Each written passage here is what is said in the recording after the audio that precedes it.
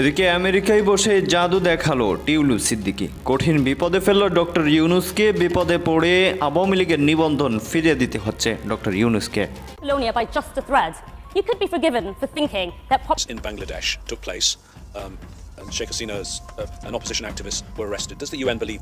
We have seen the situation that's unfollowed there. Sheikh হাসিনার চাইতেও ভয়ঙ্কর পরিণতি হতে পারে ডক্টর ইউনূসের।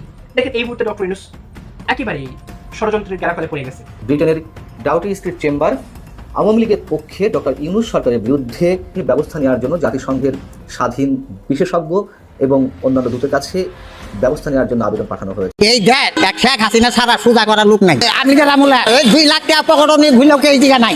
সে হৃদয়ে আবারও সেই আওয়ামী লীগের জায়গাটা এসেছে আমি বুঝতে পারছি যতটুকু জনসাধারণের মনে, কারণ জনসাধারণ এখন অনেকটাই আগামী নির্বাচনে অংশ নিচ্ছে আওয়ামী লীগ। এই খবরে চোখ কপালে উঠেছে অনেকেরই।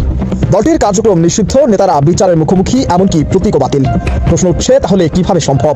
কলকাতায় আওয়ামী লীগের একটি অফিস নেওয়া হয়েছে, ওই অফিসে সব বড় বড় নেতাদের যাতায়াত ওখানে শুরু হয়েছে। কারণটা কি? দেশে আর জায়গা হলো না, সবাই বলে এখানে জঙ্গি, সব খারাপ লোক। তাকে কলকাতায় আওয়ামী লীগের অফিস আপনারা খুললেন কেন?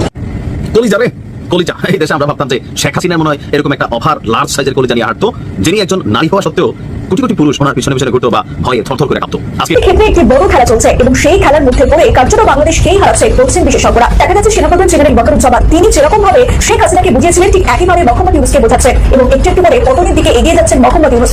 প্রিয় দর্শক, অবশেষে এনসিপি বা জাতীয় নাগরিক কমিটির নেতারা মুক্তিযুদ্ধ প্রসঙ্গে পুরোপুরি খোলস ছেড়ে বেরিয়ে এসেছেন। নাহিদ ইসলাম, দলটির আহ্বায়ক, তিনি তার ভেরিফাইড ফেসবুক পেজে যে পোস্ট দিয়েছেন শুক্রবার, শেখ হাসিনাই বাংলাদেশে আসবে, শেখ হাসিনাই এখনো বাংলাদেশের প্রধানমন্ত্রী রয়েছে, এমনটা বলেছে জাতিসংঘ।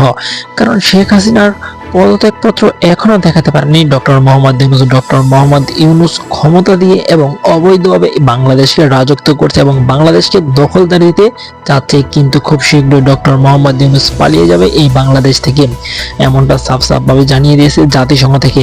অপরদিকে নরেন্দ্র মোদী স্পষ্টভাবে বলে দিয়েছে যে কোনো সময় শেখ হাসিনা বাংলাদেশে আসবে, বাংলাদেশকে ঢুকিয়ে দেব এবং বাংলাদেশের প্রধানমন্ত্রী হিসেবে শেখ হাসিনাই থাকবে, এমনটা জানিয়ে আশ্বাস জানিয়ে কথা বলেছে আওয়ামী লীগের নেতাকর্মীদের।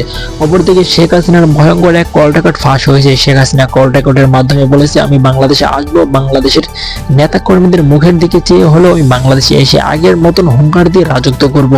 তাহলে কি এবার সমন্বয় থেকে শুরু করে ডক্টর মোহাম্মদ ইউনূস সকলের খবর এবং অবস্থা চরম থেকে চরম লেভেলে খারাপ হতে চলেছে? আপনাদের কি মনে হচ্ছে? অবশ্যই এই বিষয়টি কমেন্ট করবেন। অপরদিকে বাংলাদেশের সাধারণ জনগণ এখন বলছে, হ্যাঁ আমরা আগেই ভালো ছিলাম, এমনটা তারা বলছে। এই নিউজগুলো ইন্টারন্যাশনাল ভাবে চলে যাচ্ছে, তার জন্য জাতিসংঘ থেকে চাপ দিচ্ছে ডক্টর মোহাম্মদ ইউনূসকে। শেখ হাসিনার আমলি ভালো ছিল, এখনো চাচ্ছে শেখ হাসিনাকে বাংলাদেশের সাধারণ জনগণ। ডক্টর মোহাম্মদ ইউনূস চুপে চাপে এই বাংলাদেশ থেকে চলে যাবে এবং শেখ হাসিনা ফিরে আসবে এই বাংলাদেশে। দর্শক বন্ধুরা, যদি শেখ হাসিনা বাংলাদেশে ফিরে আসে এবং আগের মতন রাজত্ব করে, তাহলে বাংলাদেশের মানুষ তাকে কিভাবে গ্রহণ করবে, কতটা স্বস্তির বোধ করবে বাংলাদেশের সাধারণ জনগণ? সত্যি সত্যি যদি শেখ হাসিনা বাংলাদেশে ফিরে আসে, তাহলে কি বাংলাদেশের মানুষ খুশি হবে? আপনাদের কি মনে হচ্ছে? অবশ্যই কমেন্ট করে বলে যাবেন। আজকের মতন এই পর্যন্তই, দেখা হচ্ছে পরবর্তী কোনো ভিডিও নিয়ে।